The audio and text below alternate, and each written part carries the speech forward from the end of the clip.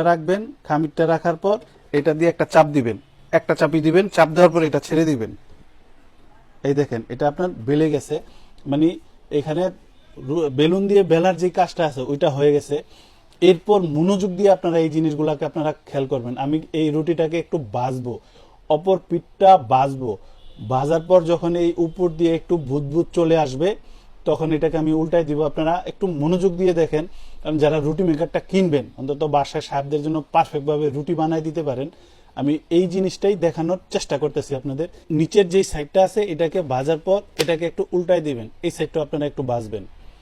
রুটি মেকারের রুটিটা কিভাবে ফোলে, কিভাবে সুন্দর হয়, আমি শুধু আপনাদের ওই জিনিসটা দেখানোর চেষ্টা করতেছি। দেখেন এই সাইডটা একটু ভাজবেন।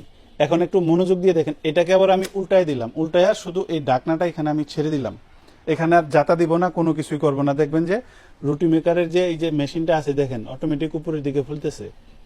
আপনার ভিতরে যে রুটিটা আছে এটা ফুলার চেষ্টা করতেছে। দেখেন এই দেখেন, দেখেন একদম দেখেন কত উঁচা হয়ে গেছে। ভিতরে রুটিটা একটু দেখেন, এই দেখেন একদম বালিশের মতো ফুলে গেছে। দেখছেন? আপনারা যারা রুটি বানাবেন বাসায় পারফেক্ট এরকম ভাবে রুটি দেখেন একদম কোল বালিশের মতো হয়ে গেছে রুটি।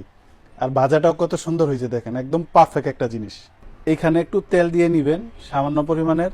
এখানে ডিম ভাজি প্লাস আপনার অনেকে দেখা যায় বেগুনের যে ভাজি করেন, কিংবা আপনি যদি পরোটা তৈরি করেন পরোটাও এখানে আপনারা তৈরি করতে পারবেন। যেমন আমি এখানে একটা ডিম ছেড়ে দিই, দেখেন এই যে এখানে একটা ডিম দিয়ে দিলাম। যদি ডিম পোস্ট করতে চান আপনার দ্রুত ডিম পোস্ট করার জন্য আপনাদের দেখেন আপনার যে কোনো জিনিসের চেয়ে বেটার ভাবে হবে এটা।